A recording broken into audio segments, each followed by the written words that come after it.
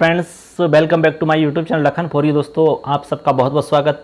जितने भी हमारे जो शिक्षक साथी हैं जो ट्रांसफ़र की जुगत में लगे हुए हैं, ट्रांसफ़र की तैयारी में लगे हुए हैं, आप सबको अग्रिम बधाई। दोस्तों, आज इसमें हम आपको बताने वाले हैं बहुत सारे सवाल और हमारे जवाब।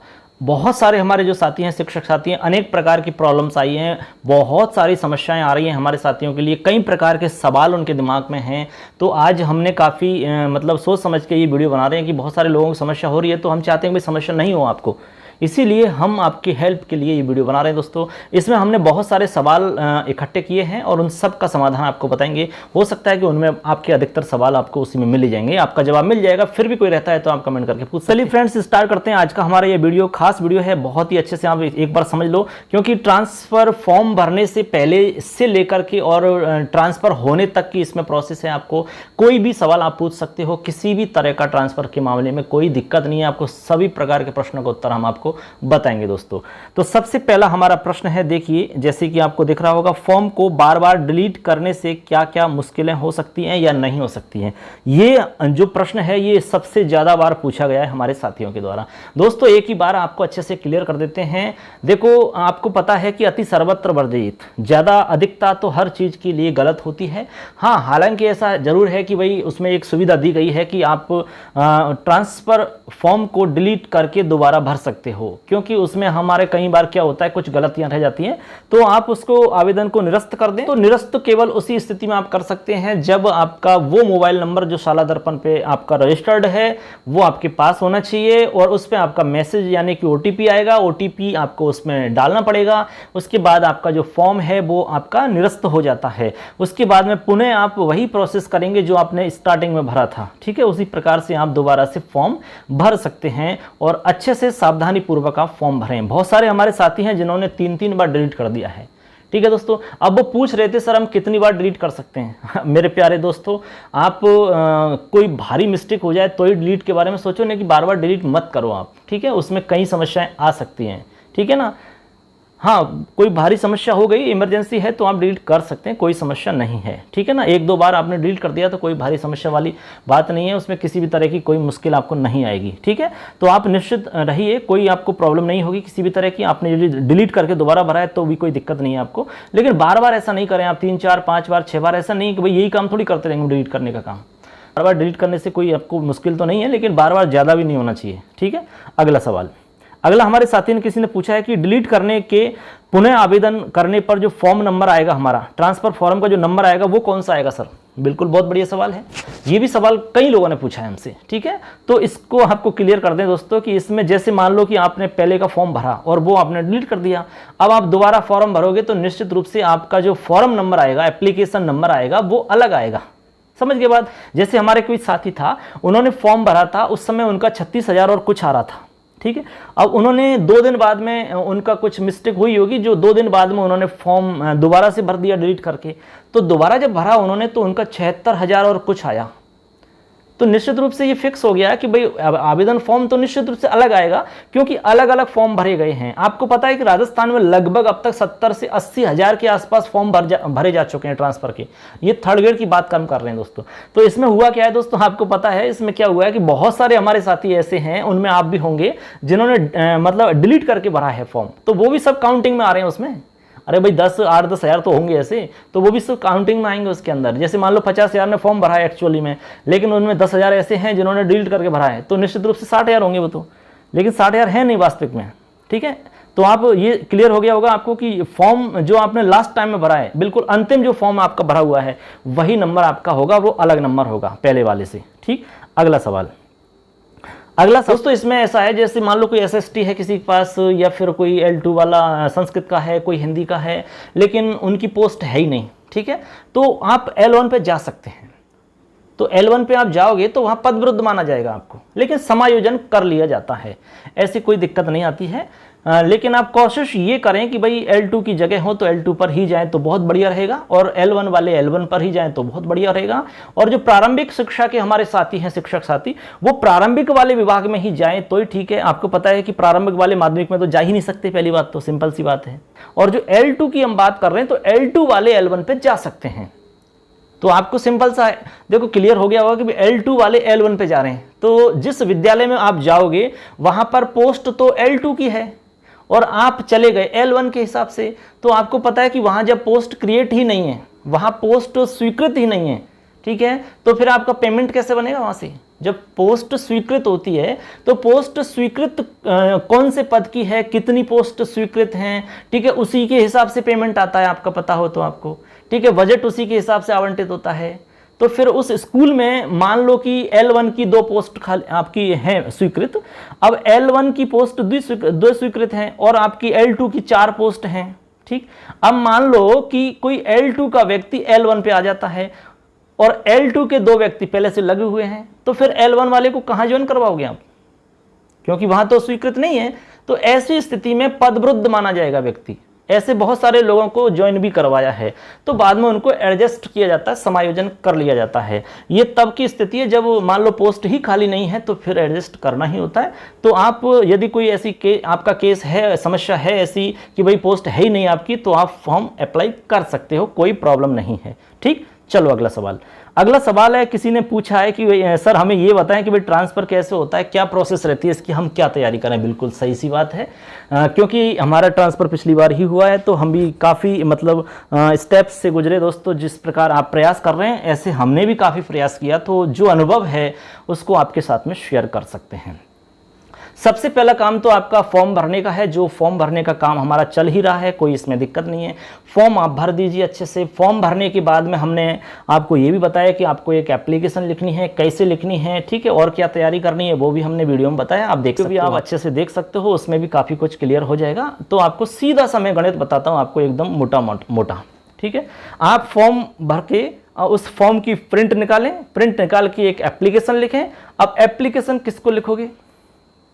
एप्लीकेशन आपका जो लोकल विधायक हो सकता है, या फिर आपके कोई क्षेत्र में मंत्री हो सकते हैं, या फिर आपके कोई सरपंच साहब हो सकते हैं, या कोई भी प्रशासनिक अधिकारी हैं जिनसे आपको लगता है कि भाई ये हमारा कार्य करवा सकते हैं, आपको विश्वास हो, ठीक है, आपका अच्छे से जान पहचान हो बढ़िया से ढंग से, तो आप उनके पास जाएं, अपनी पूरी समस्या बताएं और आप संख्या बल का ज़्यादा से ज़्यादा ध्यान रखें। दोस्तों आपको एक बहुत बढ़िया ट्रिक बता रहा हूं मैं आपको, आपका फ्री में काम हो जाएगा अच्छे से, निश्चित रूप से मान के चलो। ये बहुत ही अच्छी लाजवाब ट्रिक है, बस इसको अपनाइए आप। जैसे आप एमएलए साहब से ट्रांसफ़र करवाना चाह रहे हैं, आपको ये ध्यान रख लेना कि जिस विधानसभा में आप जाने वाले हैं, तो उस विधानसभा के जो हमारे मेन राजनीतिक हैं, ठीक है, कौन मुखिया वो कौन है, जैसे विधानसभा में है तो आपके जैसे एमएलए साहब हैं, ठीक है, तो उनसे संपर्क करें। आप ट्रांसफ़र वही करवाएंगे, उन्हीं के थ्रू होगा, उन्हीं की डिजायर से होगा, ठीक है ना। आपको डिजायर करवा के कहीं ले जाने की आवश्यकता नहीं है, उन्हीं को देना है, वही सब कम करेंगे, ठीक है। तो उनसे आप जाइए और उनके पास 10, 15, 20 आदमी लेके जाओ आप, जो अच्छे प्रतिष्ठित व्यक्ति हैं, उनसे आप कहलवाइए। वो अपनी बात को, आपकी बात को अच्छे से कह पाएंगे, और वो कह सकते हैं क्योंकि भाई हम वोटर हैं, हमने उनको वोट देके जिताया है, इसमें क्या दिक्कत है। आप उनसे बात कह सकते हैं कि भाई हमारा ये लड़का है, इसको आप वहाँ से इतनी दूर से लेके आइए, ट्रांसफ़र करवाइए इसका। तो आप ऐसे करके आप ये प्रोसेस कर सकते हैं दोस्तों। तो ये बहुत लाजवाब है, कारगर सिद्ध होगी। तो ऐसे करके क्या हुआ, आपने दे दिया उनको, एमएलए साहब को आपने ये फॉर्म की कॉपी दे दी, इसमें साथ में आपने वो लगा दी आपकी एप्लीकेशन। इसके बाद में आपने और भी कोई, जैसे मान लो कोई विशेष उपलब्धि है या कोई अन्य कोई भी विशेष कोई भी किसी भी तरह का मामला है, इनोवेशन वगैरह, तो वो आप बता सकते हैं उनको।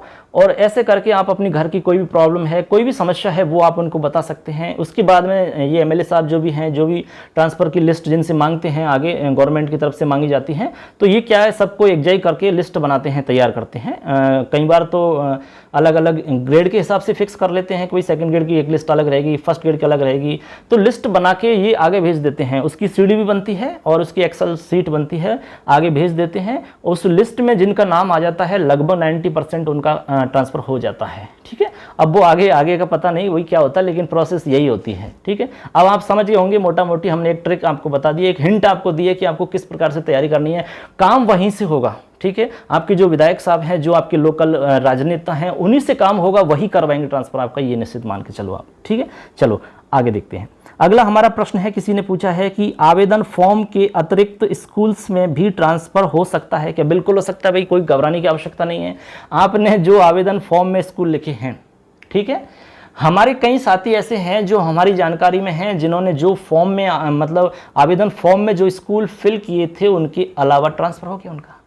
ठीक है, बिल्कुल हो सकता है भाई। ये डिपेंड करता है कि आपका जो ट्रांसफ़र करवाने वाले हैं वो व्यक्ति पर निर्भर करता है। और एक समस्या तब आती है जब मान लो आपने जो ट्रांसफ़र के लिए फॉर्म में स्कूल भरे हैं उन स्कूलों के दावेदार बहुत ज़्यादा हैं मान लो, तो वहाँ पर समस्या आ सकती है। तो ऐसी स्थिति में किक भी लगती हैं। ठीक है, तो मान लो कोई दबंग व्यक्ति है जो आपका ट्रांसफ़र करवा रहा है, तो वो किसी को हटा के भी वहाँ लगा सकता है और जिसको हटा रहा है उसको कहीं और दूसरी जगह एडजस्ट कर सकता है। ऐसे करके वो व्यवस्था समायोजन कर लेते हैं।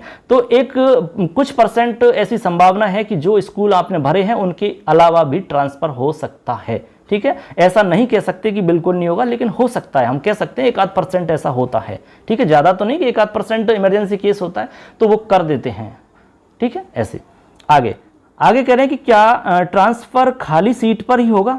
दोस्तों ऐसा है, जितने भी जो ट्रांसफ़र होते हैं अभी फ़िलहाल में तो ऐसा कहा जा रहा है कि 99% जो ट्रांसफ़र होंगे वो आपके खाली सीट पर ही होंगे। खाली सीट पर ट्रांसफ़र में प्रॉब्लम नहीं आती है दोस्तों, आप भी जानते हैं इस बात को। ठीक है, और बाकी आप ये भी जानते हैं कि होने को सब कुछ हो जाता है, लेकिन मैं आपको एक अच्छी सी सलाह दोस्त के हिसाब से सलाह दे रहा हूँ आपको कि ट्रांसफ़र जो आप करवा रहे हैं वो स्कूल ऐसा देखो आप जो खाली सीट वाला है, क्योंकि आप किसी को किक लगवाओगे तो समस्या उत्पन्न होती है दोस्तों। क्या पता बेचारा वो आपसे भी ज़्यादा दुखी हो और कोई उसकी प्रॉब्लम हो, अन्य अलग अलग परेशानियों में रहते हैं लोग बाग, तो पता नहीं भाई वो आपसे कोई ज़्यादा अच्छा जान पहचान वाला व्यक्ति हो, तो आप उसको हटाओगे तो निश्चित रूप से वो भी कोई ना कोई ऐसा रास्ता निकालेगा जो आपको प्रॉब्लम क्रिएट कर सकता है। तो ऐसा आप नहीं करें कि भाई किसी को किक लगे, तो आप कोशिश करें कि भाई खाली सीट ही हो और खाली सीट पे हो जाता है। हाँ, ये जरूर हम कहेंगे कि खाली सीट के अलावा भरी सीट पे भी ट्रांसफ़र हो जाता है, इसमें कोई संशय नहीं है, काम सभी हो जाते हैं।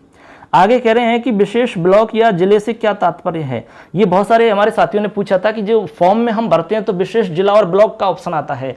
दोस्तों इसका मतलब ये है, मान लो आपने जिले का ऑप्शन चूज कर लिया और एक ब्लॉक का ऑप्शन चूज कर लिया, ठीक, तो आपके 2 ऑप्शन हो जाते हैं। आपको पता है कि अधिकतम आप 5 स्कूल्स भर सकते हो, ठीक है, टोटल। तो आपके 2 ऑप्शन एक ब्लॉक और जिले का हो गया, तो बचे आपके पास ऑप्शन 3। अब 3 में आपको 3 स्कूल भरने हैं, 3 स्कूल आप भर देते हैं और 2 आपका हो गया जिला और ब्लॉक वाला, तो टोटल 5 की आपकी सीट कंप्लीट हो गई। अब इसमें होता क्या है, आपको ट्रांसफर जब करेंगे तो उसमें सबसे पहले स्कूल्स देखेंगे। अब स्कूल्स आपके देख लिए, जो स्कूल आपने भरे हैं, यदि वहां पर ट्रांसफर संभव नहीं हो पा रहा है, संभव का मतलब है कि वहां पर दावेदार बहुत ज्यादा आ गए, जैसे मान लो सीट 2 हैं और 10-20 लोग उसके लिए कह रहे हैं कि हमें हमारा ट्रांसफर होना चाहिए, हमारा होना चाहिए, तो वहां पर पता नहीं किसका होगा, जिसकी किस्मत में होगा उसका हो जाएगा। ठीक है, नसीब का काम है सारा का सारा। उसके बाद में फिर ये देखते हैं कि भाई आपका ब्लॉक जो आपने भरा है उस ब्लॉक में देखते हैं, ब्लॉक में भी जगह खाली नहीं है, सब आपका फुल हो गया, ब्लॉक में भी नहीं बची जगह। फिर आपका जिला देखते हैं, क्योंकि आपने जिले का ऑप्शन भी चूज किया है, तो वहां पर आपको फायदा हो सकता है। तो जिले से मतलब हो गया कि पूरे जिले के अंदर आपका ट्रांसफर कहीं पर भी हो सकता है।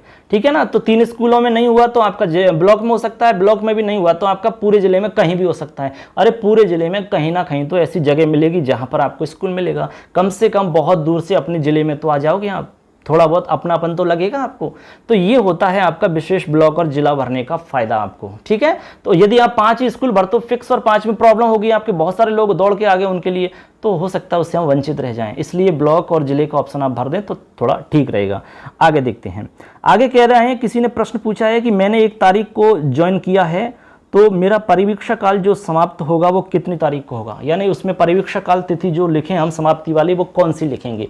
बिल्कुल, बहुत बढ़िया सवाल है। देखो इसमें आपको हम क्लियर कर दें, ये किसी हमारे एक सब्सक्राइबर हमारे साथी ने पूछा है किसी ने, तो उन्होंने सवाल किया था कि 1 तारीख को मैंने ज्वाइन किया। अब ज्वाइन आपने चाहे डी ऑफिस में किया हो, चाहे आपने स्कूल में किया हो, कहीं पर भी किया, लेकिन आपकी ज्वाइनिंग वही मानी जाएगी, प्रथम नियुक्ति। तो ठीक, अब इसमें होता क्या है, जैसे मान लो कि एक आपको मैं उदाहरण देता हूं। अब 1 तारीख है, इन्होंने महीना तो बताया नहीं, लेकिन मैं अपनी तरफ से बता रहा हूं, 1/7/2000 मान लो 20 है। ठीक, किसी ने ज्वाइन किया और ये इसने किया मध्याह्न पूर्व। समझ गए बात को, अच्छे से समझना आप। किसी व्यक्ति ने 1 जुलाई 2020 को मध्याह्न पूर्व ज्वाइन किया। ठीक है, अब हमें ये पता लगाना है कि इस व्यक्ति का परिवीक्षा काल कब समाप्त होगा। ठीक, तो इसका जो परिवीक्षा काल समाप्त होगा वो होगा 30 जून को। ये आपको अच्छे से समझ लेना है, 30 जून को इसका परिवीक्षा काल समाप्त हो जाएगा और स्थायीकरण 1 तारीख से हो जाएगा इसका। ठीक है। यदि यही व्यक्ति मध्याह्न पश्चात ज्वाइन करता तो इसका परिवीक्षा काल समाप्ति का जो समय लिखा जाता वो लिखा जाता 1 जुलाई 2022, ठीक है, 1 जुलाई 2022 लिखा जाता, क्योंकि 21 में 1 साल हो जाती, 22 में 2 साल हो जाती हैं। तो ऐसे करके आप समझ गए होंगे, यदि पूर्व में ज्वाइन किया है तो उससे पहले की तारीख आएगी और पश्चात किया है तो सेम वही तारीख आएगी। ये आपका क्लियर हो गया, इसमें आपका कोई सवाल नहीं होगा। अब आगे एक सवाल पूछा है किसी हमारे साथी ने कि क्या सर 2 जिलों के स्कूल भर सकते हैं? बिल्कुल भर सकते हो भाई, 2 के नहीं, 3 के, 4 के, कितने भी भरो आप। आपको भरना है तो आपको जाना है, ट्रांसफर आप करवा रहे हैं तो कोई दिक्कत नहीं है उसमें दोस्तों। आपको 5 ऑप्शन भरने हैं, 5 स्कूल भरने हैं, आप चाहे 2 जिलों के भरो, चाहे आप 3 जिलों के भरो, उससे कोई फर्क नहीं पड़ता, कोई दिक्कत नहीं आने वाली, ठीक है, क्लियर है। अगला सवाल है, अगला सवाल कह रहे हैं कि 6D क्या है। एक सवाल किसी ने पूछा था कि भाई 6D हम जो यस और नो वाला ऑप्शन आता है तो उसमें यस करें कि नो करें। तो आप थोड़ा समझ लीजिए कि 6D की स्थिति क्या है, उसमें आप यस और नो कब करेंगे। जैसे मान लो कि एक हमारा साथी है, वो लगा हुआ है आपका GUPS स्कूल में, ठीक है, यानी कि 8वीं तक के स्कूल में वो लगा हुआ है। अब वो 8वीं तक का स्कूल कुछ समय बाद में क्या हो जाता है, सेकेंडरी में हो जाता है। कहने का मतलब वो क्रमोन्नत हो गया स्कूल। अब वो जो पहले के हमारे वहाँ लगे हुए लोग L2 और L1 के, अब वो वहाँ पर क्या होंगे, अधिशेष में आ जाएंगे, ठीक है, क्योंकि स्कूल क्रमोन्नत होने से क्या हुआ, सेकेंडरी डिपार्टमेंट में चला गया वो, ठीक है, वो आपका शिक्षा विभाग में आ गया सेकेंडरी वाले में। तो अब ऐसी स्थिति में जो प्रारंभिक शिक्षा के जो हमारे साथी लगे हुए L1 और L2 के, वो वहाँ पर अधिशेष में माने जाएंगे, यानी वो अतिरिक्त अध्यापक होंगे वहाँ पर। अब उनको अतिरिक्त जो है उनको क्या करेंगे, अब वहाँ से या तो हटाएंगे, ठीक है, गवर्नमेंट की एक प्रोसेस होती है कि उनको हटाते हैं तो हम दूसरी जगह सेट करेंगे, उनको समायोजन करते हैं, ठीक है, उनको कहते हैं सेटअप में चेंज करते हैं या फिर उनको एडजस्टमेंट कर देते हैं, कहीं भी इधर उधर भेज देते हैं। तो ऐसी स्थिति में यदि गवर्नमेंट कई बार तो क्या करती है, उनको ऐसे बुला के ऑफिस वगैरह में लगा देती है कुछ भी, और कभी उनको क्या करते हैं, एक प्रोसेस होती है हमारी दूसरी जगह लगाने की या दूसरे माध्यमिक स्कूलों में भेजने की। ऐसी स्थिति में वो पदवृद्ध है ना, वहाँ पर अतिरिक्त हैं, अधिशेष में आएंगे, तो वो अब उनको कहीं ना कहीं अलग एडजस्ट करेंगे, किसी न किसी स्कूल में तो लगाएंगे उनको, लेकिन लगाएंगे प्रारंभिक के अंदर ही, ठीक है, प्रारंभिक में लगेंगे वो। अब यदि इनकी 6D हो जाती है, एक प्रक्रिया होती है 6D की, यदि इनकी 6D हो चुकी है तो ये 6D होने से क्या होता है, प्रारंभिक स्कूल या प्रारंभिक विभाग से ये शिक्षा विभाग में आ जाते हैं, ठीक है। अब ये शिक्षा विभाग में आने से ये होगा कि शिक्षा विभाग के जो भी नियम होते हैं, जो भी फायदा होते हैं, वो सारे इन पे एप्लीकेबल हो जाते हैं। ये मतलब होता है 6D का। यदि ऐसा हो चुका है, आप 6D में आ चुके हैं, 6D की प्रक्रिया हो चुकी है, उस प्रक्रिया से आप गुजर चुके हैं, तो निश्चित रूप से आप 6D पे यस कर देंगे, और नहीं है तो आप नो कर देंगे। बात समझ गए। तो 6D से होता क्या है, मतलब आप जो प्रारंभिक शिक्षा के जो हमारे साथी L1 L2 के हैं, वो माध्यमिक शिक्षा में चले जाते हैं, यानी कि सेकेंडरी डिपार्टमेंट जो है उसके अंतर्गत आ जाते हैं वो। और ये जो आने की एक प्रोसेस होती है, ये हमारे एक तरीका होता है, वो गवर्नमेंट का होता है 6D, इस नाम से वो कार्य होता है ये सब, ठीक है। तो थोड़ा सा आप समझ होंगे भी 6D की क्या प्रोसेस रहती है, और यस और नो करना है कि नहीं करना है वो आप भी समझ गए अच्छे से। तो चलिए फ्रेंड्स, अगला देखते हैं, अगला क्या सवाल है। सवाल कहते हैं कि जिनको नोशनल लाभ मिला है उनकी प्रथम नियुक्ति तिथि कौन सी मानी जाएगी। बहुत ही बढ़िया सवाल है दोस्तों, आप में से बहुत सारों का सवाल होगा ये कि भाई किसी किसी को क्या है, नोशनल लाभ भी मिला हुआ है। समझ रहे हो बात को। जैसे मान लो कि आपकी पोस्टिंग हुई 2017 में, ठीक, अब वो किसी कारण से पोस्टिंग होनी थी 2016 में, ठीक है। अब आपके साथ ही कुछ लोगों को तो हो गई, लेकिन कुछ को नहीं हुई, तो बाद में आपका कोई कोर्ट केस हुआ और भी बातें हुई, धीरे कुछ आपका डिसीजन हुआ, तो उसमें ये डिसीजन हुआ कि भाई आपको भी नोशनल लाभ मिलेगा और आपको 16 से माना जाएगा, लेकिन नियुक्ति तो 17 में हुई आपकी, तो आपका 2016 है, वहां से आपको नोशनल लाभ दे होगा। अब नोशनल लाभ दे होगा तो इसमें सवाल ये है, नोशनल लाभ तो क्लियर हो गया, सवाल ये है कि प्रथम नियुक्ति तिथि क्या लिखी जाएगी। तो दोस्तों प्रथम नियुक्ति तिथि आपकी वही लिखी जाएगी जिस तारीख को आपने वास्तव में ज्वाइन किया है, ठीक। ये जो नोशनल लाभ का है, इसमें आपको कुछ परिलाभ मिलते हैं, जैसे कि आपको ACP मिलती है, ठीक है। आपका जो ACP मिलेगी ना आपको, जैसे 9 वर्ष वाली, 18 वर्ष वाली, 27 वर्ष वाली, तो ये जब मिलेगी तो वो वहां से काउंट हो जाएगी आपकी, कहां से, 2016 से, ठीक है। लेकिन वास्तविक जो नियुक्ति तिथि है आपकी, वो तो वही मानी जाएगी जिस तारीख को आपने ज्वाइन किया इधर 17 में। समझ गए होंगे ऐसे। अगला सवाल है कि नॉन टीएसपी से टीएसपी में जा सकते हैं क्या? बिल्कुल जा सकते हैं भाई, नॉन टीएसपी से टीएसपी में जा सकते हैं, कोई प्रॉब्लम नहीं है। लेकिन जब आपने देखा होगा ट्रांसफर कोई भी आदेश आते हैं ट्रांसफर के, तो उसमें एक लाइन साफ साफ लिखी रहती है कि टीएसपी वाले जो कार्मिक हैं उनको नॉन टीएसपी में नहीं भेजा जाए, ठीक है। लेकिन ऐसा कहीं पर भी लिखा हुआ नहीं है कि नॉन टीएसपी से टीएसपी में नहीं जा सकते, जा सकते हैं, वहाँ तो कोई प्रॉब्लम है नहीं। जैसे मान लो कि जयपुर में लगा हुआ व्यक्ति है, यदि वो चाहता है कि भाई मैं डूंगरपुर जाना चाहता हूँ तो बिल्कुल जाइए, you are most welcome, Dungarpur के अंदर वेलकम है आपका।